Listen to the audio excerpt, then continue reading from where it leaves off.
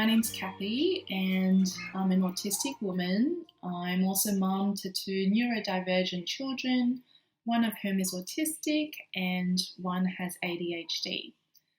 I actually didn't grow up knowing that I was autistic, and I was actually diagnosed in my late 20s.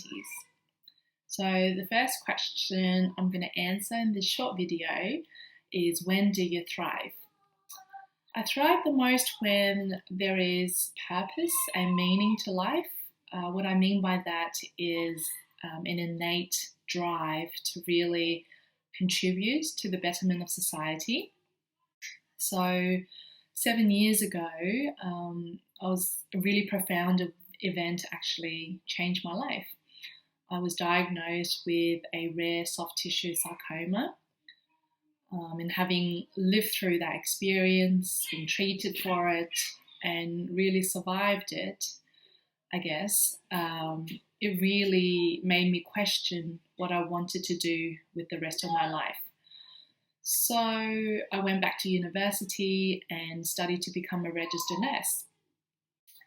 Now I work as a specialist cancer nurse, and that's really given meaning to the everyday. Instead of going to work, to an office job, to earn money, I'm actually going somewhere every day to give physical, emotional, psychological care to others.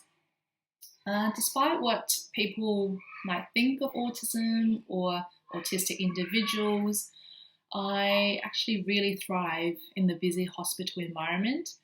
There is routine and there is structure to each shift, but there's always the unpredictable as well.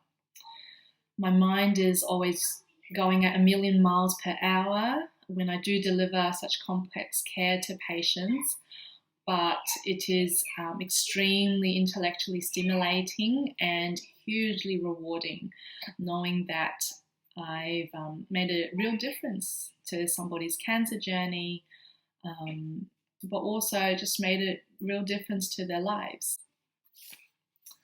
What is your top tip for supporting your well-being? My top tip would be to take time out. Not everyone is invincible, none of us are, and we need to know our own limits. So for example, I actually take a good hour to wind down from the day and to really just unthink everything that's been happening, or the sensory and information stimuli. And my family understands this need of mine to really become removed from all the sensory things in life.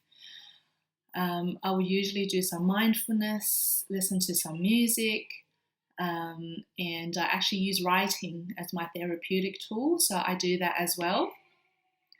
When I do feel that I am reaching a limit, and I do keep track of my vicarious trauma thermometer as well.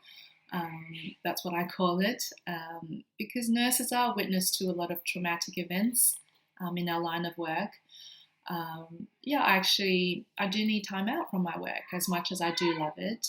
So I might debrief with a colleague or my manager, take some unpaid leave, see my psychiatrist a bit more often, really reconnect with nature, so going for bushwalks or ocean swims, and generally do very little else. In the current pandemic world of COVID-19, it is a lot more tricky to navigate these self-care activities. So at the moment I am just either at home or at work in the hospital.